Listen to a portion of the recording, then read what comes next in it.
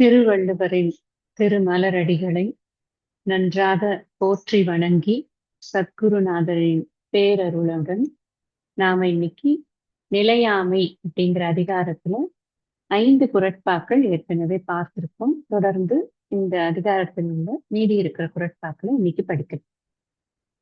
இது வரைக்கும் நம்ம என்ன பார்த்தோம்? நிலையாமை அப்படிங்கிறத வள்ளுவர் நிலையாமைங்கிறத உணரல அப்படின்னா அந்த அறிவு ரொம்ப கீழ் கீழ்மையான அறிவு. துறவிக்கு அது கீழ்மையான அறிவு அப்படிங்கிற விஷயத்த முதல்ல சொன்னார். அதை முதல்ல உணர்ந்திருக்கணும். First qualification. எப்போ நாம மெய்யுணர்தலுக்காக நம்மை தயார் செய்து கொள்கிறோமோ அப்போ நிலையாமை அப்படிங்கிற நிலைத்தது நிலையற்றது அப்படிங்கிறத நித்திய அனித்திய விவேகம். அதுதான் முதல் நம்மளோட சாதன சதுஷ்டய சம்பத்தியில எடுத்துட்டா கூட அதுதான் முதல் விஷயமாக சொல்லப்பட்டிருக்கு.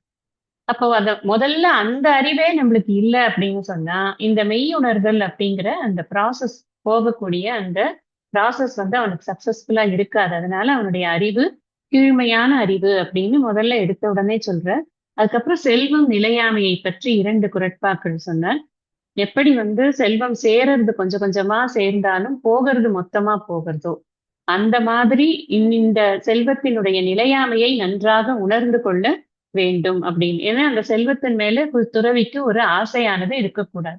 இங்க நாம சப்ளை பண்ணிக்கணும். இல்லற வாழ்க்கையில் இருந்தாலும் கூட துறவு மனப்பான்மையில் இருக்கக்கூடியவர்களுக்கு இந்த செல்வத்தின் மீது அபரிமிதமான ஒரு எண்ணமானது இருக்கக்கூடாது. நான் ஆசைங்கிற விஷயத்த கூட அதுல சொல்ல மாட்டேன். அது என்ன எண்ணம் அப்படின்னா அதுதான் எனக்கு பாதுகாப்புங்கிற எண்ணம் நமக்கு இருக்கு. அந்த பாதுகாப்புக்கு அதை சார்ந்து இருக்கிறது அப்படிங்கிற அந்த எண்ணத்தை துறவு மனப்பான்மையில் இருக்கக்கூடியவர்கள் விடணும். முக்கியம் அதுதான். அப்படி அது துறவு வாழ்க்கை முறையாக இருந்தாலும் சரி, இல்ல இல்லற வாழ்க்கை முறையிலேயே நான் கர்மயோகியா இருக்கேன்னு இருந்தாலும் சரி, எப்படியா இருந்தாலும் செல்வத்தினால் எனக்கு பாதுகாப்பு கிடையாது, இறைவனால் தான் எனக்கு பாதுகாப்பு அப்படிங்கிற அந்த மைண்ட் ஸ்டேட் சேஞ்ச் ஆனது நமக்கு கண்டிப்பா இருக்கணும். அதனாலதான் அதை சொல்ற, செல்வம் நிலையில்லை. சரி, உனக்கு செல்வம் வந்ததுன்னா என்ன பண்ணுவ அப்ப அப்படின்னா அதை புண்ணியத்தை சம்பாதிப்பதற்கான வழிகளில் நீ செலவழிக்க வேண்டும். இது எல்லாருக்குமே பொருந்தும். இது துறவியாக இருந்தாலும் சரி, இல்லறத்தானாக இருந்தாலும் சரி. இல்லறத்திலேயே நமக்கு ஒப்புரவறிதல், இது ஈகை புகழ், இதுலெல்லாம் என்ன சொல்ற, நீ எவ்வளவு சம்பாதிச்சாலும் அந்த சம்பாதிச்ச பணத்தை அடுத்தவங்களோட ஷேர் பண்ணலைன்னா நீ சம்பாதிச்சதுக்கு ஒரு அர்த்தமும் இல்லை அப்படின்னு சொல்ற. நல்ல முழுமையான இல்லறத்தில் இருக்கக்கூடியவர்களுக்கே அது சொல்லப்பட்டிருக்கும் பொழுது, இல்லற வாழ்க்கையில ஒரு சுவை முடிந்த பிறகு இருக்கக்கூடிய மனநிலையில் இருப்பவர்களுக்கு அந்த செல்வங்கிறது அது ஒரு பிடிமானத்துக்கான விஷயமா அது இருக்கக்கூடாது அப்படிங்கறது இந்த 2 குறட்பால நம்ம புரிஞ்சுக்கிறோம். இதுக்கப்புறமா அவர் ஆரம்பிக்கிறது யாக்கை நிலையாமை, உடல் நிலையற்றது அப்படிங்கிற விஷயத்தை சொல்வதற்காக. இதுக்குதான் நிறைய குறட்பாக்களை அவர் எழுதுகிறார். 334ல பார்த்தோம். இந்த ஒவ்வொரு நாள் காலம் அப்படிங்கிறது ஒவ்வொரு நாளும் நம்முடைய உயிரை கொஞ்சம் கொஞ்சமாக உயிரின் கால அளவை குறைத்து கொண்டே வருகிறது. இந்த உடம்புக்குள்ள இந்த உயிர் இருக்கு அப்படின்னா அது எத்தனை நாள் இருக்கும் அப்படிங்கிறது எதை பொறுத்து இருக்கு? அது அந்த வினையின் பயனை பொறுத்து இருக்கிறது. அந்த வினை பயன் எவ்வளவு நாள் இருக்குமோ அவ்வளவு நாளைக்கு இந்த உயிருக்குள்ள உடலுக்குள்ள உயிரானது உட்கார்ந்து கொண்டிருக்கும். சில வினைகள் எல்லாம் புரிந்து கொண்டே இருக்கும். அப்ப இந்த வினைகள், அந்த வினை பயன் அப்படின்னு புண்ணிய பாபத்தினுடைய பயன்கள், பிராரப்த கர்மம்னு சொல்றோம் இல்லையா, இது எவ்வளவு நாள் நமக்கு இருக்கிறதோ அந்த கர்ம வினைக்கு தகுந்த அளவுக்குத்தான் நமக்கு உயிரானது இந்த உடம்போட ஒட்டி கொண்டு இருக்க போகிறது. அத காலம் அப்படிங்கிறது என்ன பண்றது, ஒரு நாள் அப்படிங்கிற கணக்கு எடுத்துக்கொண்டு ஒவ்வொரு நாளும் கொஞ்சம் கொஞ்சமாக அதை தேய்த்து கொண்டே வருகிறது, ஈர்த்து கொண்டே வருகிறது அப்படிங்கிற. உயிர் ஈரும் அப்படின்னா என்ன, ஈரறதுன்னா என்ன, அதை கிழிச்சு கொண்டே வருகிறது. கொஞ்சம் கொஞ்சமா கிழிச்சா கடைசியில என்ன ஆகும்? ஒண்ணும் இல்லாம போயிடும். கம்ப்ளீட்டா வெளியில போற ஒரு சூழ்நிலை. அது லாஸ்ட்ல வரப்போறது. அந்த காலம்ங்கிறது அது வரைக்கும் உயிரை ஈறிக்கொண்டே இருக்கிறது. அதை நீ புரிஞ்சுக்கணும். காலம் கணக்க கணக்க உன்னுடைய உயிருக்கான இருப்பு அப்படிங்கிறது குறைந்து கொண்டு வருகிறது. நான் எதுக்கு இதை தெரிஞ்சுக்கணும்? அது எனக்கு தெரியாதா? டெய்லி கிளாக் டிக் ஆகும் போதே எனக்கு தெரியுமே. 24 hours முடிஞ்சாச்சுன்னா ஒரு டேன்னு எனக்கு தெரியுமே. ஆனா எத்தனை பேருக்கு தெரியுது? என்னமோ சாஸ்வதமா இருக்கிற போற மாதிரி எல்லா பகையையும் வளர்த்துக்கிறதும் எல்லா பற்றையும் வளர்த்துக்கிறதும் ஜாஸ்தியா தானே இருந்து கொண்டு இருக்கிறது. அதுதானே உலகத்துல இருக்கிற நடைமுறை, அதுதானே இருக்கு. அதனால சொல்றேன், நீ இதை கவனிக்க மாட்டேங்கிறியே, காலம் உன்னுடைய உயிரை ஈர்த்து கொண்டே இருக்கிறதுங்கிறத கவனிக்க மாட்டேங்கிறியே. கவனித்தாய் என்றால் நீ அந்த உயிரின் நிலையாமையை பற்றி புரிந்து கொள்வாய், உடலின் நிலையாமையை பற்றி நீ புரிந்து கொள்வாய் அப்படின்னு. அது உணர்வார் பெரின்னு போட்டுட்ட. எனக்கு என்ன அர்த்தம்? அது ரொம்ப கஷ்டம், புரிஞ்சுக்கிறது ரொம்ப கஷ்டம். நான் எப்பவும் இருப்பேங்கிற எண்ணத்துலதான் மனிதன் தன்னுடைய அனைத்து திட்டங்களையும் போடுகிறான். திட்டம் போடுறது பிரச்சனை கிடையாது. ஆனா அந்த திட்டம் போடும் போதே இந்த திட்டத்துல எவ்வளவு நாள் நான் இருக்க போறேன் அப்படிங்கிறது எனக்கே தெரியாதுங்கிற ஒரு அறிவோட தான் அந்த திட்டம் போட்டு கொண்டிருக்கும். இந்த திட்டம் பூரா என்னாலதான் நடக்க போறது, நான் தான் இதை செய்து கொண்டிருக்கிறேன் அப்படிங்கிற அந்த பற்று வளர வளர என்ன ஆகுது நமக்கு? பற்று நமக்கு நிலையற்ற ஒரு புத்தியை கொடுக்கிறது. அந்த புத்தி என்ன பண்றது? நம்ம தர்மத்தை மீறி சில காரியங்களை செய்வதற்கு நம்மை தூண்டுகிறது. இன்பத்திற்கு நம்மை நாடச் செய்கிறது. இதெல்லாம் இருக்கு இல்லையா? அதனாலதான் சொல்றார், நீ இந்த காலம் அப்படிங்கிறது உன்னுடைய உயிரை ஈர்த்து கொண்டிருக்கிறது என்பதை புரிந்து கொள்ள வேண்டும். புரிந்தவன் அதை அதன்படி நடப்பான், அதுக்கேற்ற மாதிரி நடப்பான் அப்படிங்கிறது தான் அந்த விஷயம். அடுத்த சொன்னார், சரி இப்போ நான் காலம் என்னை ஈர்த்து கொண்டே போகிறது, லாஸ்ட் டே ஒண்ணு வரும், அப்போ உன்னுடைய நிலைமை எப்படி தெரியுமா இருக்கும்? நாக்கெல்லாம் அன்னத்துல ஒட்டிக்கும் அப்பா. ஒரு ஒரு வாயில ஒரு பேச்சு கூட வராது. நாச்செற்று விக்குள் மேல் வாராமுன் நல்வினை மேற்சென்று செய்யப்படும். முன்னாடியே சொன்னேன், இந்த படும்னு சொன்னா செய்ய வேண்டும் அப்படின்னு அர்த்தம். நீ கட்டாயம் பண்ணணும். என்ன? இந்த லாஸ்ட் டே வரைக்கும் வெயிட் பண்ணாது. Don't postpone it. நம்ம சொல்றோம் இல்லையா, இன்னைக்கு ஹோம்ஒர்க்கை இன்னைக்கே பண்ணு. நம்ம கீத கிளாஸ்லயே நம்ம ஸ்டூடெண்ட்ஸ் மாதிரி தான் அதை சொல்லி கொண்டிருக்கோம். ஸ்கூல் ஸ்டூடெண்ட்ஸ் மாதிரி நம்ம இன்னைக்கு ஸ்லோகத்தை இன்னைக்கே படிக்கணும் அப்படி எல்லாம் சொல்றோம். எதுக்கு சொல்றோம்? நம்ம நாளைக்கு இருப்போமா தெரியாது, நாளைக்கு என்ன நடக்கும்னு நமக்கு தெரியாது. நாளைக்கு கண்ணு தெரியுமா தெரியாது, நாளைக்கு காது கேட்குமா தெரியாது, நாளைக்கு வாய் பேச முடியுமா தெரியாது. ஒன்னுலயும் சர்டனிட்டி கிடையாது நமக்கு. அப்ப நம்ம இன்னைக்கு கொடுத்திருக்காரு பகவான், இன்னைக்கு எல்லாமே நல்லா ஒர்க் பண்றது, இன்னைக்கு எல்லா ஃபேக்கல்ட்டியும் நல்லா இருக்கு. எனக்கு இல்ல எனக்கு இன்னைக்கு ரொம்ப தூக்கமா வருது, எனக்கு ஒண்ணும் படிக்கவே பிடிக்கல அப்படின்னு தூங்கி ஒழிஞ்சா அப்புறம் இன்னைக்கு நாள் போயிடுமே. நாளது ஒன்று போல் காட்டி உயிர் ஈரும், வாழது உணர்வார் பெரின்னு சொன்னது எதுக்குன்னா, உற்சாகமாக உன்னுடைய கடமைகளை நீ செய்வதற்கு இதை நீ யூஸ் பண்ணிக்கணும். இந்த நாள் இந்த இந்த இது நிலையற்ற தன்மைங்கிறத புரிந்து கொண்டு அதோட பாசிட்டிவ் ஃபேக்டரை போய் பாரு. இதுதான் நிலையற்ற தன்மையாச்சு, அப்புறம் நான் எதுக்கு வேலை செய்யறேன், நான் பாட்டுக்கு ஒரு இடத்துல உட்காந்துருக்கேன், எவனாவது சோறு போட்டா தின்னுட்டு போறேன் அப்படின்னு இருக்கக்கூடாது. இந்த நிலையற்ற உலகில் தான் நாம் நிலைத்த பேரை பெறப்போகிறோம். அதனால நான் அதுக்குதானே அவர் உழைக்கிறார். அந்த துறவிங்கிற இங்க யார சொல்றாருன்னு பார்க்கணும். துறவரவியல்ல துறவியை பார்த்து சொல்ற விஷயம். இப்ப துறவி எதுக்காக இந்த வாழ்க்கை முறையை தேர்ந்தெடுத்திருக்க? நீ படுத்து தூங்குறதுக்கா? எங்கடா ஆண்டி தின்ன கிடைக்கும் போய் படுத்து தூங்குவியா? இல்லப்பா, நீ உன்னை உணர்வதற்கான முயற்சிகளில் வேகமாக ஈடுபட வேண்டும் அப்படிங்கிறதுக்காக அதை சொல்றாரு. நீ ஸ்லாக்கா இருக்கக்கூடாது, உனக்கு எந்த பொறுப்பும் கிடையாதுங்கிறதுனால நீ ஸ்லாக்கா இருக்கலாம்னு நினைச்சுக்காத. இதெல்லாம் அதுக்குள்ள இருக்கு. இங்க அடுத்ததுல சொன்னார் இல்லையா, நல்வினை மேற்சென்று செய்யப்படும். நம்ம கிட்டத்தட்ட இதே மாதிரி ஒரு ஸ்லோகத்தை நம்ம கீதையில பார்த்தோம். அங்க நல்வினை மேற்சென்று செய்யப்படும்ங்கிற அர்த்தம் வராது. ஆனா நீ காமத்து பின்னாடி போகக்கூடாது அப்படிங்கிற அர்த்தம் வரும். சக்னோதீகைவ யசோடும் பிராக் ஷரீர விமோக்ஷனாத், 5வது அத்தியாயம். பிராக் ஷரீர விமோக்ஷனாத் அப்படின்னா என்ன அர்த்தம்? நீ உன்னுடைய சரீரத்தை விடுவதற்கு முன் அப்படின்னு அந்த ஸ்ட்ரெயிட் மீனிங், வாச்சியார்த்தம், டைரக்ட் மீனிங் அதுதான். ஆனா ஆச்சாரியர் என்ன சொல்றார் வியாக்கியானத்துல? பிராக் ஷரீர விமோக்ஷனாத்னா சரீரத்தை விடுவது வரைக்கும். நான் இப்போ அடுத்த செகண்ட் என்னோட உயிர் போறதுன்னா அது வரைக்கும் நான் நல்வினை மேற்சென்று செய்யப்படும். அங்க சொன்னது காமக்ரோதோத்பவம் வேகம் ச யுக்தஸ்ஸ சுகீனரக அப்படின்னு கீதையில சொன்ன. அதாவது அங்க என்ன சொல்லியிருக்கிறதா, நீ உன்னுடைய காமத்திற்கும் உன்னுடைய குரோதத்திற்கும் இடம் கொடுக்க கூடாது. அந்த டே this is the last day அப்படின்னா அது வரைக்குமே நீ உன்னை ஜாக்கிரதையா பார்த்துக்கணும். இந்த புத்தியும் இந்த மனசையும் ரொம்ப கேர்ஃபுல்லா ஹேண்டில் பண்ணி இந்த காமத்தையும் குரோதத்தையும் உள்ள வர விடாம பார்த்துக்கணும்னு அங்க சொன்ன. கிட்டத்தட்ட நியரிங்கா இருக்கு, அதனால சொல்றேன். இது என்ன அப்படி இங்க என்ன சொல்றாருன்னா, நீ வாராமுன் நல்வினை அப்படி இங்கேயும் பாருங்க, பிராக்ஷரீர விமோக்ஷனாத்தே தான் இங்கேயும் அதே இதுதான் டேர்ம் தான் போடுறாரு. வாராமுன் அப்படின்னா அது வர ஒரு செகண்ட் வரைக்கும் கூட நீ நல்ல செயல்கள் தான் செய்து கொண்டே இருக்க வேண்டும். உன்னுடைய செயல்பாடுகள் எப்படி இருக்க வேண்டும்? உடம்பை வைத்துக் கொண்டு என்ன பண்றது? நான் கோளில் பொறியில் குணமிலவே எண்குணத்தான் தாளை வணங்காத்தலை எங்கும் உளன் ஒருவன் என்றஞ்சி அங்கம் குலைவது அறிவு அப்படின்னு ஒரு நீதி நெறி வெண்பா பாட்டு இருக்கு. எல்லா இடங்கள்லயும் இருக்கக்கூடிய அந்த இறைவன் நாம இதுலயும் பார்த்தோம், கீதையிலையும் பார்த்தோம். இந்த சரீரத்தை வைத்துக்கொண்டு நான் என்ன பண்ணணும்னா சொசைட்டிக்கு சர்வ் பண்ணு. சொசைட்டிங்கிறது என்ன? இறைவன் தான் சொசைட்டி. வேற எதுவும் துறவியை பொறுத்தின வரைக்கும் இறைவன், துறவியை பொறுத்த சாதாரணமாவே இறைவன் தான் சொசைட்டி. துறவிக்கு இன்னும் ஒரு படி மேல. இந்த சொசைட்டி அப்படிங்கறத இறைவனுடைய ஒரு விஸ்வரூபமாக அவன் பார்க்கிறார், பார்த்துத்தான் ஆக வேண்டும். அதனாலதான் சொல்ற, நீ நீ உன்னுடைய சரீரத்தை விடுவதற்கு முன்பு நல்ல காரியங்களை நன்றாக செய்வதற்கு இந்த சரீரத்தினால என்னென்ன பண்ண முடியுமோ அது எல்லாத்தையும் நீ பண்ணணும் அப்படின்னு. அடுத்தது இன்னைக்கு 336வது குறள் படிக்கணும். நெரு நெல் உளன் ஒருவன் இன்றில்லை என்னும் பெருமை உடைத்து இவ்வுலகு. நெருநெல் அப்படின்னு சொன்னா நேற்றுன்னு அர்த்தம்.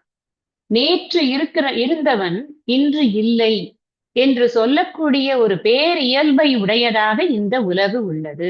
அதுதான் இதுக்கு ஸ்ட்ரெயிட்டான மீனிங். இந்த உலகத்தினுடைய நிலைமையை சொல்ற. உலகம் அப்படின்னு சொன்னா உலகத்தில் உள்ள பொருட்கள், விஷயங்கள், மனிதர்கள் எதுவா இருந்தாலும் சரி, நேற்று இருக்கிறது இன்னைக்கு இல்ல. இதை நம்ம வள்ளுவர் சொல்லிதான் நமக்கு தெரியணுமா அப்படின்னா இல்ல. நமக்கு பிரத்யக்ஷ பிரமாணமே இருக்கு இல்லையா? ஒரு சுனாமி வருது, ஆனா அங்க வரும்போதே இங்க இங்க இருக்கக்கூடிய யாருக்கோ போறது உயிர், அப்படித்தானே? அவங்க பாதுகாப்பா இல்லை அப்படின்னு சொன்னா போயிட போகுது. ஒரு எர்த்குவேக் வருது அப்படின்னா அங்க ஒரு க்ஷணம் முன்னாடி வரைக்கும் அந்த இடத்துல இருக்கிறவங்களுக்கு அந்த ஆபத்து இருக்குங்கிறது நமக்கு தெரியாது. அது ஒரு க்ஷணம் முன்னாடி வரைக்கும் இருந்திருப்பாரு, அப்புறமா இல்லாம போயிடுவார். இதெல்லாமே வர வேண்டாம். சும்மா சோஃபால உட்கார்ந்து கொண்டிருக்கும் போதே அக்குன்னா போயிடுறது. யார் ஏதாவது எடுத்து நிறுத்த முடியுமா? ஐயோ போகாத, இது அப்படின்னு நிறுத்த முடியுமா? நம்மளுக்கு அந்த அந்த இது இருக்கா? கெப்பாசிட்டி இருக்கா? யாருக்குமே அந்த எமன் ஓலை வரும் முன்னே சொல்ல உத்தரம் உண்டோ அப்படின்னு கேட்கிறார். என்ன உனக்கு இருக்கு கெப்பாசிட்டி? ஒண்ணுமே கிடையாது. அப்ப இங்கேயே என்ன சொல்றாருன்னா, நான் நேத்துக்கு இருந்தா அப்படின்னு சொல்றவன் இன்னைக்கு இல்லைன்னு சொல்லக்கூடிய அளவுக்கான ஒரு இயல்பை, பெருமை அப்படின்னு சொன்னா அப்பேற்பட்ட ஒரு இயல்பை கொண்டதாக இந்த உலகம் இருக்கிறது. இது ஏன் சொல்றாரு அப்படின்னா, அதனால் முன்னாடி சொன்ன குறளுக்கு அவர் இது பண்றார், நியாயத்தை கற்பிக்கிறார். ஏன் நான் ஆச்சற்று விக்குள் வாராமுன் வேல் வாராமுன் போய் நல்வினை செய்யணும்? எதுக்காக நான் ஏன் வெயிட் பண்ணக்கூடாது? ஏன் நீ நாளைக்கு இருப்பேனே தெரியாதியா? அதனாலதான். நீ நாளைக்கு இருப்பியோ இருக்க மாட்டியோ யார் கண்டா? நான் எப்பவும் அடிக்கடி சொல்லுவேன், என்னோட கிளாஸ்ல கூட முன்னாடி சொல்லியிருக்கேன். பார்த்தால கண் விழிச்சோம் அந்த கண்ணு தெரியறது, முன்னாடி இருக்கிற ஒரு விஷயம் புரியறது அப்படின்னு சொன்னா அது மிரக்கல். எனக்கு நமக்கு ஒண்ணு ஸ்பெஷலா மிரக்கல்னு ஒண்ணு சுவாமி வந்து நேர பட்டு பீதாம்பரத்தோட வந்து சங்கு சக்கர கதாபாணியாக அப்படியே முரளிதரனாக வந்து நிற்கணும்னு ஒரு அவசியமும் இல்லை நமக்கு. அவர் ஒண்ணுமே பண்ண வேண்டாம். நம்மள கண்ணை திறக்க முடியறது, காது கேட்கறது, நம்மளால கார்த்தால எழுந்து நாமளே எழுந்து போய் நம்மளோட பல்ல நம்மளே தேய்ச்சிக்க முடியறதுன்னா அது மிரக்கல் தான். உண்மையிலேயே அது அப்படித்தான். இதுக்கே நமக்கு புண்ணியம் வேண்டி இருக்கு இல்லையா? எத்தனை பேர் பண்ணாம இருக்காங்கன்னு நினைச்சு பார்த்தா அப்ப நமக்கு அது புரியும். அதனால அவ்வளவு அன்சர்டனா இருக்குப்பா இந்த உலகு. அதனால நீ உடனே போய் நல்வினைகளை செய்யணும். இப்ப என்னதான் நல்வினை செய்யறதுன்னா, முதல்ல ஒரு விஷயம் புரிஞ்சுக்கணும். இத புரிய புரிய நமக்கு 2 எஃபெக்ட் வரும். ஒண்ணு வந்து எது மேலேயுமே இன்ட்ரெஸ்ட் வராது, ரொம்ப டிஸ்இன்ட்ரெஸ்டடா போயிடும். ஆனா அந்த அந்த எக்ஸ்ட்ரீம்க்கு போகாம நம்ம என்ன புரிஞ்சுக்கணும் அப்படின்னா, இது இவ்வளவு அன்சர்டனா இருக்கு, வொலடைலா இருக்கு. அப்ப நாம என்ன பண்ணணும்? இதுக்குள்ள எவ்வளவு நற்காரியங்கள் செய்யணுமோ, சத்காரியங்கள் செய்யணுமோ, அதுல நாம எப்படி நம்மளை ஈடுபடுத்திக்க முடியுமோ அப்படி நம்மளை ஈடுபடுத்திக்கணும். நல்ல சத்சங்கத்துல நாம இருக்கணும். பொதுவா சத்சங்கம்ங்கிறது என்ன? எல்லாமே சத்சங்கம்னா பஜனை பண்றதுதான் சத்சங்கம் அப்படின்னு நம்ம வந்து புரிஞ்சுக்க வேண்டிய அவசியம் இல்லை. இப்ப ஒரு ஒரு ஒரு தமிழ் வாத்தியார் இருக்காருன்னு வச்சுக்கோங்களேன். தமிழ் படிச்சவங்களோட இருக்கிறது அவருக்கு சத்சங்கம். ஏன்னா அங்கதான் அவருக்கான இன்புட்ஸ் கிடைக்கும். அதே மாதிரிதான் ஒரு பிசிக்ஸ் வாத்தியாருக்கோ, ஒரு கெமிஸ்ட்ரி வாத்தியாருக்கோ, இல்ல ஒரு ஒரு ஒரு ஒரு மினிஸ்டர் இருக்காருன்னா மினிஸ்டர்ஸோட சேர்ந்து ஒரு கான்ஃபரன்ஸ்க்கு போனாருன்னா அவருக்கு அது சத்சங்கமா இருக்கும். ஏன்னா அவருக்கு அங்கிருந்து நல்ல விஷயங்கள் கிடைக்கும். என்ன எங்கிருந்து நமக்கு நல்ல விஷயங்கள் கிடைக்கிறது? நமக்கு ஏற்ற மாதிரி. அப்போ இங்க யார் அவரு? துறவி. துறவி என்ன பண்ணணும்? துறவிகளாக இருக்கக்கூடிய அந்த அதே சிந்தனையில ஒத்த சிந்தனை இருக்கக்கூடியவர்களோடு அவர் இணங்கி இருக்கணும். அதை விட்டுவிட்டு அவர் என்ன பண்ணக்கூடாது அப்படின்னா, ரொம்ப பொருளாசை, இந்த மெட்டீரியலிஸ்டிக் வேர்ல்ட்ல இருக்கக்கூடியவங்களோட ரொம்ப இணங்கினார் அப்படின்னா என்ன ஆகும்னா, அவரோட பர்பஸ் ஆஃப் லைஃப் போயிடும். அதனால இந்த சத்சங்கம்ங்கிறது நமக்கு ரொம்ப, அப்போ இவர் ஞாபகம் வைத்துக் கொண்டே இருக்கணும் இந்த நிலையாமை அப்படிங்கிற விஷயத்தை. எப்பவுமே நாம நினைக்க கூடாது மரணம் அப்படிங்கிறது ஒரு பெரிய அமங்கலமான சொல். மரணம் அதையும் அந்த வார்த்தையவே என்கிட்ட சொல்லக்கூடாது அப்படின்னு எல்லாம் சில பேர் ரொம்ப ஃபீபிளா ஃபீல் பண்றாங்க. அப்படி தேவை கிடையாது. மரணம் இவரே சொல்லக்கூடாது, உறங்குவது போலும் சாக்காடு, பின்னாடி வரப்போறது நம்ம பார்க்க போறோம். ரொம்ப ஈஸியா, ரொம்ப ஜஸ்ட் லைக் தட் அதை வச்சுட்டு போறாரு அந்த விஷயத்தை. அதை நம்ம ஏன் புரிஞ்சுக்கணும் அப்படின்னு சொன்னா, மரணம் என்பது இன்னொரு வாழ்க்கைக்கான முதற்படியாக தான் இருக்கிறது. அப்படித்தானே இருக்கு. இங்க இருந்து போய் இந்த உயிருக்கு இந்த உடல் கொஞ்ச நாளைக்கு கொடுக்கப்பட்ட ஒரு விஷயம். இத வைத்துக்கொண்டு நீ இந்த காரியங்கள்லாம் பண்ணு. இந்த வினைகளை எல்லாம் நீ ஆற்று. பழைய வினைகளுக்கான ஒரு பயனை எல்லாம் நீ அனுபவி. அதுக்கப்புறம் முடிச்சுதா கிளம்பி வாசாம்சி ஜீர்ணானி யதா விகாய கிளம்பிடு. அவ்வளவுதான். இப்ப தேகினோஸ்மின் யதா தேகி இதெல்லாம் நம்ம இந்த சோகங்கள்லாம் மறக்கக் கூடாது. இந்த விஷயங்கள் எல்லாம் ஞாபகத்துல வைத்துக் கொண்டிருக்கோம் அப்படின்னு சொன்னா, அப்ப நமக்கு புரியும். இந்த உடல் அப்படிங்கிறது ரொம்ப ரொம்ப ரொம்ப டெம்பரரியான ஒரு விஷயம். ரொம்ப கொஞ்ச நாளைக்கு தான். சில பேருக்கு 50 வருஷம், சில பேருக்கு 120 வருஷம், சில பேருக்கு 70 வருஷம், 80 வருஷம். இது இந்த டைம் தான் மாறுறதே தவிர்த்து, டெம்பரரிங்கிற விஷயம் மாறுறதே கிடையாது. ஆனா அத நல்லா உபயோகிக்கணும். நம்ம நெறைய பார்த்திருப்போம். உபயோகித்தவர்கள பார்த்திருப்போம். மகாகவி பாரதியார் எப்படி உபயோகிச்சார்? ரொம்ப கம்மி தானே 39 இயர்ஸ். அதே தான் விவேகானந்தர். ஆனா இன்னைக்கு வரைக்கும் பேசிக் கொண்டிருக்கிறோம். இன்னும் பேசுவோம். நமக்கு அலுக்கவே அலுக்காது அவர்களை பற்றி பேசுவதற்கோ, அவர்களை பற்றி சிந்தனை பண்றதுக்கோ. ஆதிசங்கரர் 32 வயசு. வயசு கணக்கு கிடையாது. அந்த வயசுக்குள்ள நாம என்ன பண்றோம்? அது ரொம்ப முக்கியம். ஒரு ட்ரெயின் இருக்குன்னு வச்சுக்கோங்க. இந்த ட்ரெயின்ல நிறைய பேசஞ்சர்ஸ் போறோம். ஏதாவது ஒரு பேசஞ்சர் கிட்ட நமக்கு இவர் என்னோட கடைசி வரைக்கும் வரணும், என் வீடு வரைக்கும் வரணும்ன்ற எக்ஸ்பெக்டேஷன் நமக்கு என்னைக்காவது இருந்திருக்கா? கிடையாது இல்லையா? அது மாதிரிதான் வாழ்க்கை அப்படிங்கிற இந்த ஒரு பெரிய ட்ரெயின்ல நாம சந்திக்கிற அத்தனை பேருமே, இன்க்ளூடிங் அவர் ஓன் பீப்புள். நம்ம வீட்டுல இருக்கிறவங்களும் கூட நம்ம ஏதோ ஒரு பேசஞ்சர்ஸ் மாதிரி. ஒரு வயசுக்கு மேல நீங்க யோசிச்சு பாருங்க. கொஞ்சம் வயசாய பசங்களுக்கெல்லாம் ஒரு 25, 30 வயசு ஆனதுக்கு அப்புறம், ஏய் நீ அதை பண்ணாத, ஏய் நீ அங்க போகாதன்னு சொன்னா நம்ம கிட்ட அது பாசிட்டிவ் ரெஸ்பான்ஸ் வருமா? டெஃபினட்டா வராது. இப்ப நாம என்ன புரிஞ்சுக்கணும்? என்னோட ஒரு ஒரு ஃப்ரெண்ட் கிட்ட பேசிட்டு இருக்கிறச்சே அவங்க சொன்னாங்க, ஒரு நல்ல வார்த்தை சொன்னாங்க. அதை சொல்லணும்னு நினைக்கிறேன். நம்ம எல்லாம் ஹவுஸ்மேட்ஸ் மாதிரி இருக்கணும். ஹவுஸ்மேட்ஸ்னா என்ன? இப்ப ஹாஸ்டல் மேட்ஸ்னா என்ன? கூட ஒரு ரூம்ல ஒரு 2 பேர் தங்குறோம் அவ்வளவுதான். கூட அவங்க அவங்க விஷயத்துல நான் தலையிட மாட்டேன், என் விஷயத்துல அவங்க தலையிட மாட்டாங்க. நான் பாட்டுக்கு என்னோட பெட்டு, என்னோட ஷெல்ஃப், என்னோட துணி, என்னோட இது எல்லாம் இருப்பேன். நான் பாட்டுக்கு போவேன், நான் பாட்டுக்கு வருவேன். ஹாய்னா ஹாய், ஹாய் இல்லைன்னா இல்ல. அவ்வளவுதான். வேணுங்கிறச்சே சிரிச்சுக்கலாம், வேணாங்கிறச்சே வேண்டியதில்லை. அந்த மாதிரி நாம ஒரு பற்றில்லாத அதுக்கு பேர் ஹவுஸ் மேட்டுன்னு ஒரு நல்ல வார்த்தை சொன்னாங்க. நல்லா இருந்தது அது. கேட்கறதுக்கு ரொம்ப நல்லா இருந்தது. பிராக்டிகலா பாசிபிளான்னு இப்ப யோசிக்கணும் நம்ம. அது கொஞ்சம் கஷ்டமா தான் இருக்கும். நம்ம வீட்லயே நம்ம அந்த மாதிரி ஆனா, அது ஒண்ணுதான் சொல்யூஷன். நம்ம இந்த நிலையாமை மனசுல நல்லா உள்ள போகணும் நமக்கு அப்படின்னா, பற்றை வளர்த்துக் கொள்ளக் கூடாது. நம்ம இந்த உலகத்துல இருக்கிற எல்லாருடைய பிரசன்ஸையும் நம்ம என்ஜாய் பண்ணணும். எல்லாரோடையும் நம்ம இணக்கமா இருக்கணும். ஆனா யாராலையும் நாம இவங்களாலதான் நமக்கு ஹாப்பினஸ் கிடைக்கிறதுங்கிறத மாத்திரம் நினைக்கவே கூடாது. அப்படி நினைச்சிட்டோம் அப்படின்னு சொன்னா நம்ம என்ன எதிர்பார்ப்போம்? அவங்க எப்பவுமே என்னோட இருக்கணும்னு எதிர்பார்ப்போம். ஆனா வள்ளுவர் சொல்றார், நேத்திக்கு இருந்தவன் இன்னைக்கு இல்லையப்பா, எப்படிப்பா அவன் உன்னோட இருப்பான் அப்படின்னு. அப்ப நம்ம என்ன பண்றது? சோ அந்த இது புரிஞ்சுக்கணும் அப்படின்னு சொன்னா, பற்றை விடுறது அப்படிங்கிறதுக்காகத்தான் இது எல்லாத்தையும் சொல்றேன். இந்த நிலையாமை பூரா நீங்க ஆழமா சிந்திச்சு பார்த்தீங்க அப்படின்னு சொன்னா, என்னுடைய உடல் மேல இருக்கிற பற்றை முதல்ல நான் விடணும். நான் அதை விட்டா மட்டும்தான் என்னால மற்றவர்கள் அப்படிங்கிற அந்த உடல்கள் மேல இருக்கிற பற்றை என்னால விட முடியும். எனக்கு இதையே விட முடியல அப்படின்னு சொன்னா, நான் எப்படி மத்ததை விடுறது?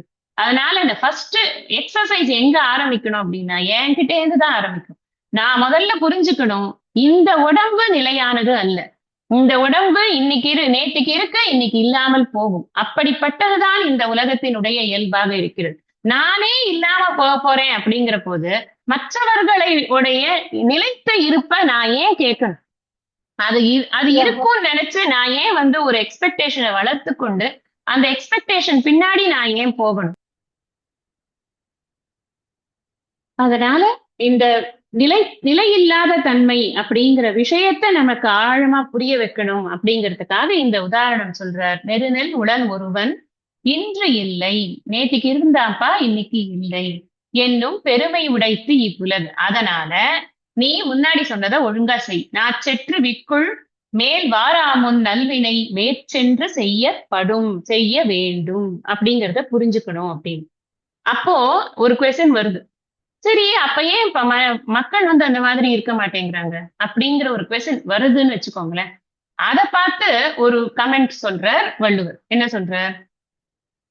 ஒரு பொழுதும் வாழ்வது அறியார் கருதுப கோடியும் அல்ல பல. நல்ல அழகான குறள். ஒரு பொழுதும் அப்படின்னு சொன்னா சிறிது நேரம் கூட, ஒரு கணம் கூட வாழ்வது அறியார். இந்த உடலும் உயிரும் இணைந்து இருக்க போவது எவ்வளவு நேரம் அப்படிங்கிறத அந்த ஒரு கண அளவிற்கு கூட அவர்களுக்கு தெரியாது. ஒரு கணம் சேர்ந்திருக்குமா இல்ல ஒரு நாள் சேர்ந்திருக்குமா? சேர்ந்திருக்கும்னா என்ன, உயிரோட இருப்பியான்னு அர்த்தம். உயிரோட ஒரு கணம் இருப்பேனா இல்ல அடுத்த கணம் செத்து போவேனா இல்ல அதுக்கு இன்னொரு 10 வருஷம் இருப்பேனா தெரியவே தெரியாது. ஒண்ணுமே தெரியாது எனக்கு. அவ்வளவு இதுவா இருக்கேன் நான். எனக்கு அந்த டேட்டாவே கிடையாது சுத்தமா. என்கிட்ட குடுக்கறதே இல்ல. இந்த சித்திரகுப்தன் மட்டும் தனியா ஒரு நோட் எழுதி வச்சுட்டு அவரே கணக்க போட்டு போட்டு டேலி பண்ணிட்டே இருக்காரு. என் சைடுக்கு வரதே இல்ல அந்த விஷயம் எல்லாம். ஒண்ணும் தெரியல. ஆனா நான் என்ன பண்றேன் தெரியுமா? கோடியும் அல்ல பல கருதுக. கோடியும், கோடினா வரையறைன்னு அர்த்தம். கோடி கோடி அப்படிங்கிறதுக்கு ஒரு நிறைய அர்த்தங்கள் இருக்கு. ஒரு அர்த்தம் வந்து எல்லை அப்படின்னு. ஒரு எல்லையே இல்லாம பல பலவிதமான விஷயங்களை சிந்தித்துக் கொண்டே இருக்கிறானா மனிதன். என்ன சொல்ற, இத முன்னாடி குறளுக்கான ஆன்சரா எடுத்துக்கணும். நெருநெல் உளன் ஒருவன் இன்றில்லை அப்படின்னா, நெருநெல் உளன் ஒருவன் இன்றில்லைன்னு சொன்னத இங்க ஜஸ்டிஃபை பண்றார். அவன் என்ன பண்றான், அவன் எப்படி ஆக்ட் பண்றான் அப்படி கொஞ்சம் கூட அவனுக்கு அடுத்த கணம் என்ன நடக்க போறதுன்னு தெரியாது. நெருநெல் உடன் ஒருவனுக்கு இங்க ஜஸ்டிபிகேஷன். அப்ப ஒரு கணத்தினுடைய நேற்றுன்னு சொல்லிட்டேன் நானு, உனக்கு அடுத்த கணமே தெரியாது அப்படிங்கிறது. நான் நேற்று இருந்தவன் இன்னைக்கு இல்லைன்னு சொன்னேனே, அடுத்த கணமே தெரியாத ஆடப்பா நீ. ஆனா நீ என்ன பண்ணி கொண்டிருக்கிற, நீ கண்டபடி உன்னோட இஷ்டத்துக்கு கற்பனையில அப்படியே பூந்து விளையாடுற நீ. இங்க வாழ்வது அப்படின்னு சொன்னா என்ன அர்த்தம்னா, இந்த உடலும் உயிரும் கூடி இருப்பதற்கு பெயர் வாழ்வதுன்னு அர்த்தம். சும்மா இருக்கிறது இந்த வெறும் உடலா இருந்தா அது வாழ்ந்துட்டு இருக்கு, அந்த உடல் படுத்து வாழ்ந்துட்டு இருக்கு அப்படின்னு சொல்லுவோமா? நம்ம சொல்ல மாட்டோம். வெறும் உயிர் மட்டும் இருந்தா பயந்து போகும். எல்லாம் சினிமால எல்லாம் வெள்ளை வெள்ளையா காட்டுறாங்க. எப்படி நிஜத்துல எப்படி இருக்கோ யாரு கண்டா பார்த்தவங்களுக்கு தான் தெரியும். அதனால நமக்கு தெரியவே தெரியாது. அப்ப அதையும் பார்த்தா பயமாத்தான் இருப்பா. அப்ப தனித்தனியா இது ரெண்டும் வாழ முடியுமானா வாழ முடியாது. வாழுறது அப்படின்னு சொன்னாலே உயிரோடு இருப்பது, உயிரும் உடலும் சேர்ந்து இருப்பது அப்படின்னு அர்த்தம். பொதுவா ஒரு விஷயம் சொல்லுவாங்க, 2 விஷயங்களுக்காக கடவுள் வந்து சிரிப்பாராம். ஒண்ணு வந்து நாளைக்கு வந்து உன்னை பார்க்கிறேன் அப்படின்னு சொன்னான். இன்னொன்னு, உன்னை நான் காப்பாத்துறேன் அப்படின்னு யாராவது ஒரு வைத்தியர் சொல்லிட்டாருன்னா கடவுள் சிரிப்பாராம். இது ஜோக்கா சொல்லுவாங்க. கடவுள் சிரிச்சதை நீங்க பாத்தீங்களா அப்படின்னு கேட்காதீங்க. இது ஜஸ்ட் ஒரு ஜோக்கா சொல்றது. ஏன்னா அவ்வளவு அன்சர்டனான விஷயம் நாளை என்பது. இங்க நெருநல் உளன் ஒருவன் சொன்னதுனால அது நமக்கு ஈஸியா புரியறது. இப்ப நாளை என்பது நிச்சயம் அல்ல அப்படிங்கிற விஷயம் நமக்கு புரியுது. நாளைங்கிறதுக்கான அர்த்தம் என்ன? ஒவ்வொரு வினாடியும் சேர்ந்ததுதான் ஒரு மணித்துளி. ஒவ்வொரு மணித்துளிகளும் சேர்ந்ததுதான் ஒரு மணி நேரம். ஒவ்வொரு மணி நேரமும் சேர்ந்ததுதான் ஒரு நாள் அப்படின்னு வரும் பொழுது, இந்த நாள் அப்படிங்கிறதோ இந்த காலம் அப்படிங்கிறதோ நிச்சயமா அது அப்படியே சாஸ்வதமா இருந்து கொண்டே இருக்கிறதா? அப்படியே இருக்க போறோமா நம்ம? ஒரு க்ஷணம் முன்னாடி எப்படி இருந்தோமோ அடுத்த க்ஷணம் அப்படி இருக்கல. Every sell is dyeing every second. அதை நம்ம பார்த்து கொண்டேதான் இருக்கோம். நம்ம சயின்ஸ்ல நமக்கு நல்லா தெரியறது. பார்க்கறதுன்னா என்ன, நம்மளோட தோல்ல ஏற்படுற மாற்றங்கள், நம்மளோட உடம்புல ஏற்படுற மாற்றங்கள், இதெல்லாம் நாம விசிபிளா நம்மளால பார்க்கக்கூடிய விஷயமா இருக்கு. சரி, அந்த அட்லீஸ்ட் நம்மளுக்கு என்ன நடக்க போறதுங்கிற விஷயத்திலயாவது, அடுத்தது என்ன நடக்குங்கிற விஷயத்திலயாவது நமக்கு ஏதாவது கண்ட்ரோல் இருக்கா அப்படின்னா அதுல கூட ஒரு கண்ட்ரோலுமே இல்ல. அப்ப இண்டக்ஷன் இதுவா சொல்லுவாங்க, பாஸ்ட் வந்து ரொம்ப இதுவா இருக்கும், கஷ்டமா இருக்கும் நினைக்கிறதுக்கு. ஃபியூச்சர் வந்து ரொம்ப பயமா இருக்கும். பிரசன்ட தான் எப்பவுமே நினைக்கணும். பிரசன்ட் தான் கிஃப்ட். அதுக்கு பேர் அதனாலதான் பிரசன்ட்னு கொடுத்திருக்கு அப்படின்னு அழகா சொல்லுவாங்க. அப்ப இந்த பிரசன்ட் அப்படிங்கிறது ரொம்ப முக்கியம் இல்லையா? இங்க இந்த பிரசன்ஸே இல்ல. அதனாலதான் இதை சொல்றாரு அது. நீ முன்னாடி பின்னாடி பின்னாடி வரப்போறது நமக்கு தெரியாது. நான் இருக்க போறேனாலும் தெரியாது. அடுத்த நாள் இருப்பேனான்னு தெரியாது. இந்த குறளை பொறுத்தின வரைக்கும் அடுத்த கணம் நீ இருப்பியா அப்படிங்கிறது கூட தெரியாது. அப்ப இந்த ஒவ்வொரு வினாடியும் எனக்கு அன்சர்டனா இருக்கிற போது நான் அதை எப்படி வந்து ஹேண்டில் பண்ணணும்? நான் எப்ப வந்து என்னுடைய இந்த உடலுக்கும் உயிருக்குமான ஒரு தொடர்புங்கிறது எப்ப வரைக்கும் இருக்கு? என்னுடைய வினைகள் எத்தனை நாள் வரைக்கும் இதை இருக்க வைக்கிறதோ அத்தனை நாள் வரைக்கும் தான் அது இருக்கு. இது இப்ப பிராரப்த கர்மம் வந்து எத்தனை நாள் வரைக்கும் இருக்கோ அத்தனை நாள் வரைக்கும் நம்ம உயிரோட இருப்போம் அப்படின்னு சொல்றோம். அப்ப அதுக்குள்ள நான் என்னென்னலாம் திட்டம் போடுறேன். பரிமேன் அழகர் ரொம்ப அழகா இந்த திட்டங்கள் எல்லாம் விவரிக்கிறார். அவர் என்ன சொல்றாரு, ஏகப்பட்ட திட்டம் போடுறான் மனுஷன். முதல்ல அவன் சொந்தமா படிக்கிறதுக்கு, அப்புறம் அவன் வேலை பண்றது, அப்புறம் அவனுடைய அந்த திருமணம், அதுக்கப்புறம் அவனுடைய குழந்தைகள், அப்புறம் அவனுடைய குழந்தைகளுடைய படிப்பு, அதனுடைய வேலை, அதனுடைய திருமணம், அதுக்கப்புறம் அதுகளுக்கு குழந்தை, அந்த குழந்தைகளுக்கு படிப்பு, அந்த குழந்தைகளுக்கு வேலை. எங்கேயாவது இந்த செயின் எண்ட் ஆகுமான? திட்டமான திட்டம். உங்களுக்கு எல்லாருக்கும் தெரிஞ்சிருக்கும் இந்த தயிர்காரி கதை அப்படின்னு. கோட்டை கட்டுறது அப்படின்னு சொல்லி ஒரு தயிர்காரி கதை சொல்லுவாங்க. தெரிஞ்ச கதையா இருக்கிறதுனால நான் அதை சொல்ல போறது இல்லை. தயிர்காரின்னு சொன்னாலே உங்களுக்கு தெரிஞ்சிரும். அந்த தயிரை வைத்துக் கொண்டு நான் அதை பண்ணுவேன், இதை பண்ணுவேன், இதை பண்ணுவேன். கடைசியில காலால எத்தி ஒரு விடுவா, தயிர் பூரா கீழே போயிரும். அப்புறம் அந்த தயிருக்கு அன்னைக்கு அன்னைக்கு வியாபாரமே அவுட்டு.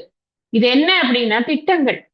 இந்த மனசு இருக்கு இல்லையா, இது ஏகப்பட்ட திட்டங்கள் போடுறது. பரிமேலழகர் சொல்ற இது லாங்குவேஜ் வந்து ரொம்ப ரொம்ப நல்லா இருக்கு. நான் இப்ப சொன்னது வந்து நமக்கு புரியறதுக்காக அவங்களுடைய ஃபேமிலியை வச்சு திட்டம்னு சொன்னேன். அவர் என்ன சொல்றாரு அப்படின்னா, இந்த பொறி பொறிகள் இருக்கு இல்லையா, நம்மளுடைய மெய்வாய் கண் மூக்கு செவி, அதனால நமக்கு இன்பம் கிடைக்கும் அப்படின்ற ஒரு ஆசையில நாம வந்து இன்பத்தை நாடுகிறோம் அப்படின்னு. ஃபர்ஸ்ட் ஸ்டேஜ் அவன் மனசுல என்ன திங்கிங் வருது அப்படின்னா, நமக்கு வந்து இன்பம் வேணும் அப்படின்னு. இப்ப இன்பம் வேணும்னா நான் என்ன பண்ணணும் அப்படின்னா, அதுக்கு பொருள் சேர்க்கணும். அதானே பிராக்டிக்கலா அதானே பண்றோம். நமக்கு ஒரு ஏசி போட்டுக்கணும் அப்படின்னு சொன்னா அதுக்கு முதல்ல பட்ஜெட் அலோகேட் பண்ணணும். நம்ம பட்ஜெட் அலோகேஷன் இருந்தா தான் ஏசி வாங்க முடியும்.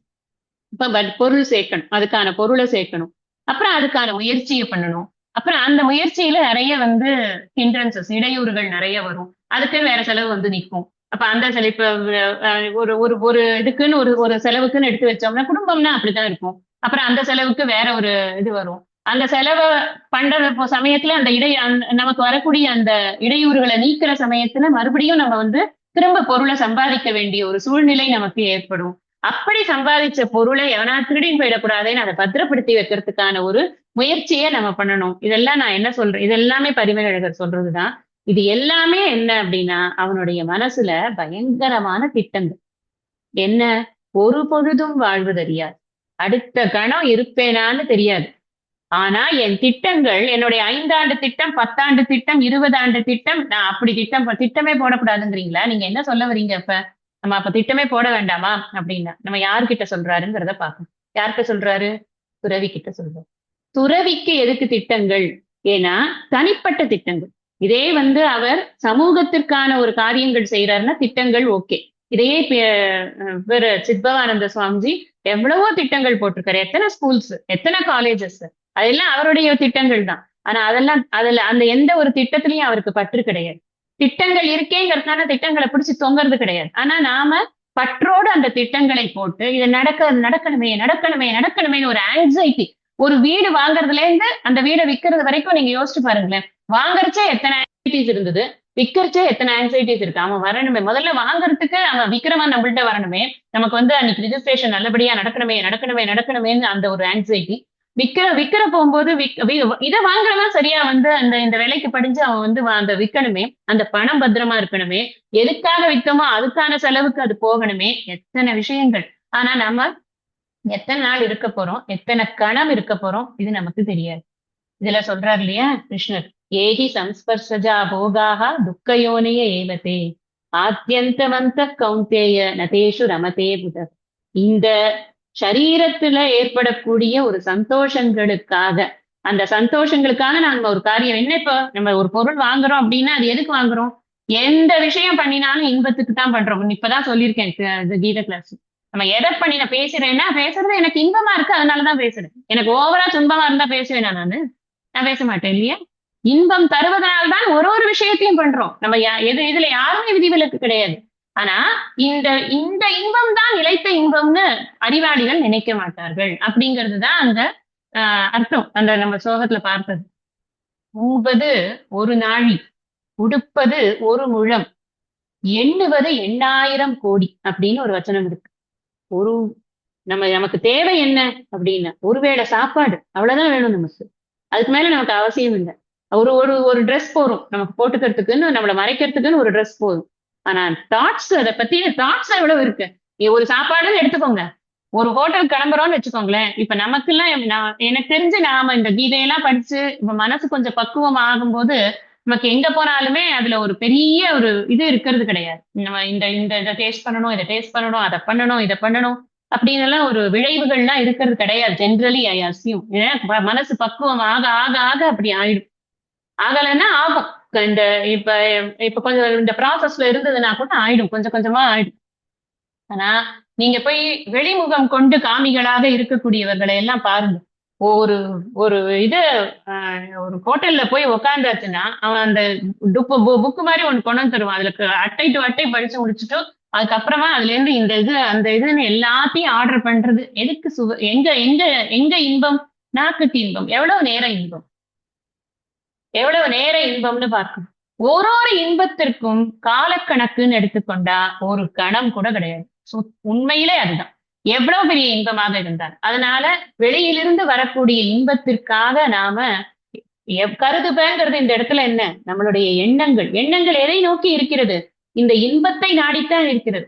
அந்த இன்பத்தை நாடி இருக்கக்கூடிய அந்த திட்டமிடல்கள் இருக்கே, அதுக்கு எல்லையே கிடையாது. நம்ம நல்லா புரிஞ்சுக்கணும். இதை நீ கட்டாயம் பண்ணக்கூடாதுன்னு சொல்றது துறவிக்கு. இல்லறத்தாரை பொறுத்தின வரைக்கும் குறைத்துக் கொள்வது, நிலையாமையை உணர்ந்து இதை குறைத்துக் கொள்வது அப்படிங்கிறது அவர்களுக்கு நல்லது.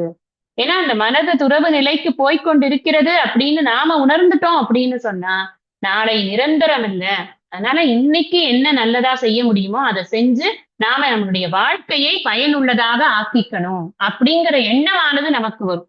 இதுல பாடினார் இல்லையா, உற்றார் யார் உளரோ உயிர் கொண்டு போகும் பொழுது. போன வாரமே சொன்னேன், இந்த நிலையாமைக்கு எத்தனை தடவை வேணாலும் அதை சொல்லலாம். நிறைய நினைச்சு நினைச்சு நினைச்சு பாருங்க, யாரும் கிடையாது. அப்ப என்ன பண்றது? என்னோட பொழுது நான் எப்படி போக்குறது? அடுத்த கணம் இருக்க மாட்டேன், இருப்பேனா இருக்க மாட்டேனா என்பது எனக்கு தெரியாது. கருதுப கோடியும் அல்ல பல. நான் கருதுப கோடியும் இந்த உலகியல் விஷயமாக இல்லாமல் ஏன் ஆண்டவனை பற்றிய விஷயமாக இருக்கக்கூடாது? ஒவ்வொரு க்ஷணமும் ஒவ்வொரு கணமும் நான் ஏன் ஆண்டவனையே சிந்தித்துக் கொண்டு இருக்கக்கூடாது? அப்ப நான் சிந்தித்துக் கொண்டு இருந்தேன் அப்படின்னு சொன்னா என்ன என்னவரே சொல்றாரு, தோளில் பொறியில் குணமிலவே எண் குணத்தான் தாளை வணங்காதல். ஒவ்வொரு பொறியையும் அதற்காகவே உபயோகப்படுத்தணும். கடவுள் வாழ்த்த மட்டுமே நம்ம உட்கார்ந்து தியானம் பண்ணினாலே போதும். தியானத்துக்கு வேற விஷயம்ங்கிறது கூட தேவை கிடையாது. கடவுள் வாழ்த்த மனது பூரா ஓட விட்டோம்னு வச்சுக்கோங்களேன், வேற எதுவுமே நமக்கு தேவையில்லை. இறைவனுடைய அத்தனை விதமான ஒரு வண்ணங்களையும் நாம அதுல பார்க்க முடியாது. அப்ப இந்த ஒரு கணம் கூட நிரந்தரம் இல்லைங்கிற போது என்னுடைய ஒவ்வொரு கணத்தையும் நான் பயனுள்ளதாக செய்ய வேண்டும் அப்படிங்கிறது. அப்படி செஞ்சா எனக்கு என்ன ஆகுங்க அப்படின்னா, சுவாமிஜி சொல்ற, உன்னுடைய மரணம் பற்றில்லாத இருக்கிற அந்த மனதுல அந்த மரணம் என்பது ஒரு சுகமான ஒரு வெளியேற்றமாக இருக்கும். அது ரொம்ப முக்கியம். சுவாமிஜி சொல்ற, சித்பவானந்த சுவாமிஜியுடைய கடைசி காலங்கள்ல அவர் உடலுக்கு இருக்கக்கூடிய அசௌகரியங்கள் எல்லாமே இருந்திருக்கு. அந்த நோய்வாய்ப்பட்டிருக்கிற சமயத்துல கூட அவர் சொல்லுவாராம், நான் ரெடியா தான்ப்பா இருக்கேன், அவன் தான் வரமாட்டேங்கிறான், என்னன்னு தெரியல. என்னமோ என்னமோ ஒருத்தர் நம்மள ஊருக்கு கூட்டிட்டு போறதுக்காக நம்ம ரெடியா பையெல்லாம் தூக்கி வச்சுட்டு உட்காருவோம்ல, சின்ன பிள்ளைல ஆசையா உட்கார்ந்துருப்போம். அந்த மாதிரி அவர் சொல்றாரு, நான் ரொம்ப ரெடியா தான் இருக்கேன் அப்படின்னு. இன்னொன்னும் சொல்றாரு சுவாமிஜி, லாஸ்ட் ஸ்டேஜஸ்ல அவர் இந்த மாதிரி சொல்லிக் கொண்டிருக்கிற சமயத்துல கூட நிறைய திட்டமிடல்கள் அவர் செய்து கொண்டுதான் இருந்தார். இந்த திருநெல்வேலி காலேஜுக்கான திட்டங்கள், அங்க செய்யக்கூடிய வேலைகள், அதை பத்தின விஷயங்கள், அதெல்லாத்தையும் திட்டமெல்லாம் போட்டுக்கொண்டேதான் இருந்தார். ஆனா அதுல எந்த திட்டத்திலையுமே அவருக்கு ஒரு பற்று கிடையாது. இது நடக்கணும் அப்படிங்கிறது ஒரு சங்கல்பம் தான். அது நடக்கணுங்கிறத சொல்லிடுறார். சிஷ்யர்கள் நடத்தினா சரி, நடக்கலனாலும் பரவாயில்ல. நான் முன்னாடியே சொல்லியிருக்கேன் உங்ககிட்ட, ஒரு பிரார்த்தனை சொல்லுவார் சுவாமிஜி, சித்பவானந்த சுவாமிஜி சொன்னாருன்னு. அதாவது, இறைவா, இது நான் திட்டமிடுகிறேன், இதை செய்யணும் திட்டமிடுறேன், இது உன்னுடைய திட்டத்தில் இருந்தால் நடத்து, இல்லை என்றால் இது எப்படி நடக்கிறதோ அப்படியே ஏற்றுக்கொள்ளும் மனப்பக்குவத்தை எனக்கு கொடு. இது எவ்வளவு அழகான பிரார்த்தனை.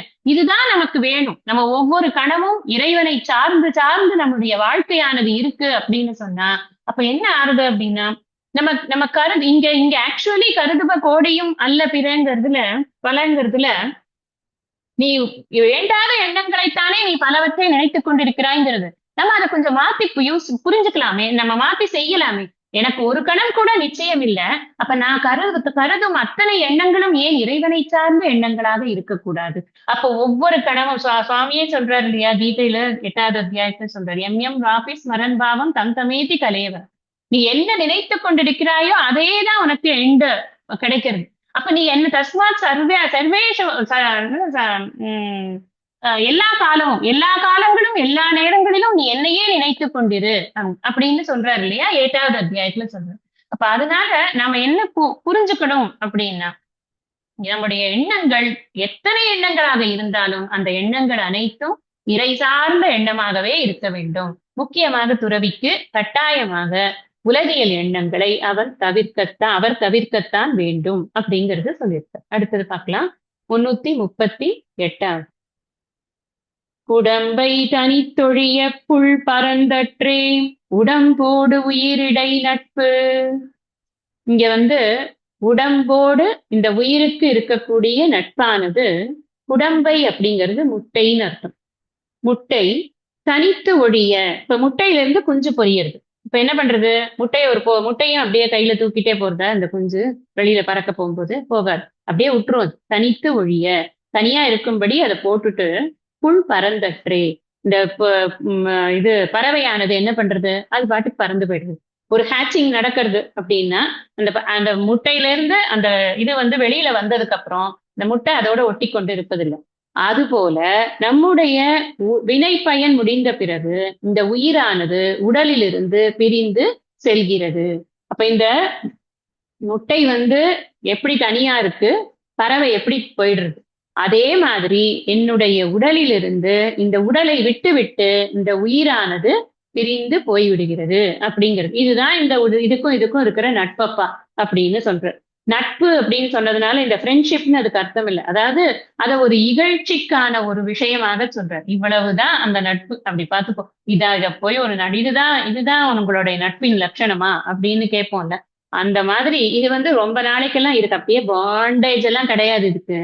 அது எப்படி டக்குன்னு ஓடிடுறதோ அது மாதிரி வினை பயன் முடிஞ்ச உடனே இதுவும் ஓடிடுறது. புர்வாருகமிக பந்தனாத் மிருத்யோ முக்ஷி அமாமிருதாத் அப்படின்னு நம்ம மிருத்யுஞ்சய மந்திரத்துல படிக்கிறோம், சொல்றோம். என்ன அதுக்கு அர்த்தம்? என்ன எப்படி வந்து இந்த வெள்ளரி பழமானது அந்த பழம் வந்து காம்புல இருந்து அப்படியே தானா விட்டுக்கிறதோ, செடி பாட்டுக்கு போயிட்டே இருக்கும். நீங்க வெள்ளரிக்காய நட்டிருந்தீங்கன்னா இல்ல இதுல வயல்ல பாத்துருந்தீங்கன்னா தெரியும், செடி பாட்டுக்கு ப்ராக்ரஸ் ஆயிக்கொண்டே இருக்கும். ஆனா இந்த வெள்ளரி பழம் மட்டும் பழுத்தாச்சுன்னா அது பாட்டுக்கு தானே விலகிடும். அந்த மாதிரி எனக்கு வந்து இந்த பற்று இல்லாத நான் வந்து இந்த உலகத்திலிருந்து நான் பற்று இல்லாமல் விடுவித்துக் கொள்ள வேண்டும்னு அது ஒரு பிரார்த்தனை. அதுதான் வந்து மிருத்யுஞ்சய ஜபம்னு நம்ம வந்து பண்றோம். அந்த ஸ்லோகத்தோட 2வது பாதம் இது. இங்க என்ன சொல்ற? துறவியை பொறுத்தின வரைக்கும் இந்த உடலும் உயிரும் எவ்வளவு தூரம் நட்பாக இருக்கிறது அப்படிங்கிறத கட்டாயம் அவர் உணர்ந்து கொள்ள வேண்டிய அவசியமானது அவருக்கு இருக்கிறது. நம்ம இதுல பார்த்தோம், வாசாம்சி ஜீர்ணானி யதாவிகாய நவானி கிருணாதி நரோபராணி, அந்த ஸ்லோகத்துல எல்லாம் பார்த்திருப்போம். கிழிஞ்ச சட்டை மாதிரிதான் இந்த உடம்பு. கொஞ்சம் காலம் ஆயிடுத்து அப்படின்னு சொன்னா இந்த இதுவாயிடுத்து, கிழிஞ்சு போயிடுத்துன்னா இதை மாத்திட்டு வேற ஒரு சட்டையை தேடிக்கொண்டு அந்த உயிரானது போய்விடுகிறது. இதுதான் இந்த உயிரோட ஸ்டேட்டஸ். அதே மாதிரி நஜாயத்தே மிரியத்தேவா கதாச்சித், அங்க என்ன சொன்னார்? இந்த உயிரை நீ கொல்லவே முடியாது, ஏன்னா இது அடுத்தடுத்து உடலை பார்த்து கொண்டு இது போய்கொண்டே இருக்கிறது அப்படின்னு.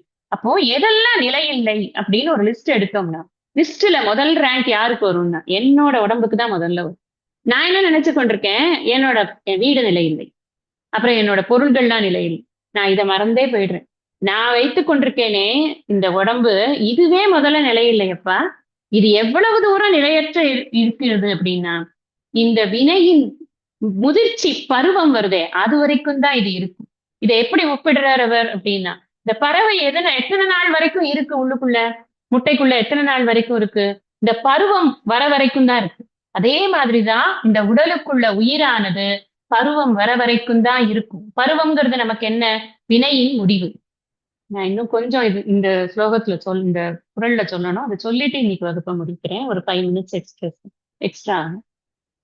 இந்த இந்த உதாரணம் இருக்கு இல்லையா, இந்த குடம்பை, இந்த உடல், இது ரெண்டையும் எடுத்துக்கோங்க. இந்த உதாரணம் எப்படி நம்ம வந்து பொருத்தி பார்க்கணும் அப்படின்னு சொன்னா, இந்த இது இருக்கு, இந்த முட்டைக்குள்ள இருக்கிற கரு இருக்கே, கரு உண்டான காலத்திலிருந்து இந்த முட்டையோடு அது சேர்ந்துதான் இருக்கிறது.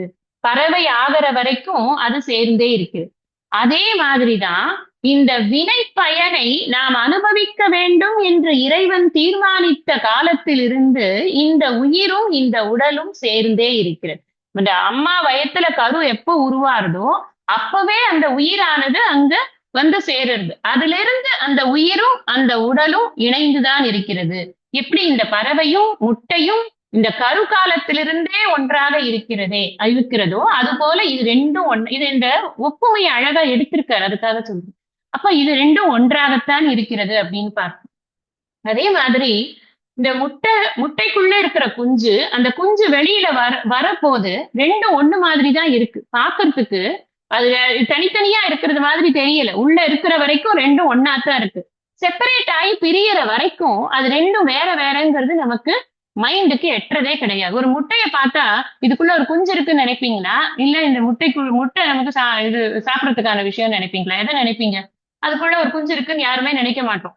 அது பொரிஞ்சு வெளியில வரும்போதுதான் அதை விட்டுட்டு வெளியில போயிடுது. அதே மாதிரி இந்த உடம்புக்குள்ள உயிர் இருக்கிறது, இது ரெண்டும் ஒன்று போல காட்சி அளிக்கிறது. உயிர் வேறு, உடல் வேறு அப்படிங்கிறது வரவே வர்றது கிடையாது. அது வேறு வேறுன்னு வந்ததுன்னா அதுக்குதான் ஜீவாத்ம புத்தின்னு சொல்றோம். இந்த உயிர் வேறு, உடல் வேறுங்கிற எண்ணம் நமக்கு வந்தாச்சுன்னு வச்சுக்கோங்களேன், அப்பதான் நம்ம புண்ணிய பாபங்களை பத்தி யோசிக்கவே ஆரம்பிக்கும்.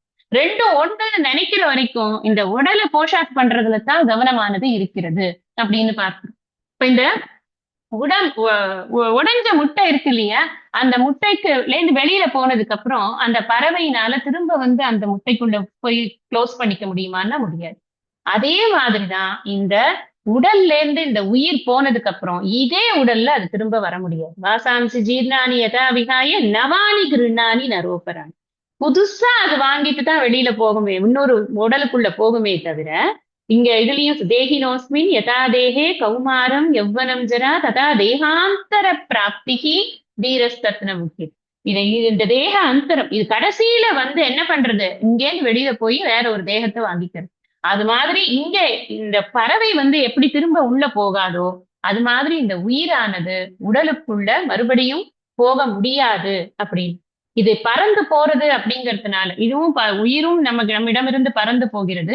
இந்த பறவையும் பறந்து போறது. இது என்ன அர்த்தம் அப்படின்னு சொன்னா, பக்குவம் வந்ததுக்கு அப்புறமா இந்த பறவைக்கு அந்த முட்டை தேவையில்லை. நீங்க யோசிச்சு பாருங்க, எப்ப பறவை வெளியில போகும்? அதுக்குள்ள அதனால இருக்க முடியாது. அப்பதான் அது வெளியில போகும். அதேதான் இங்க இந்த உயிரால இதுக்குள்ள இருக்க முடியாதுங்கிற போது இந்த உயிர் வெளியில போறது.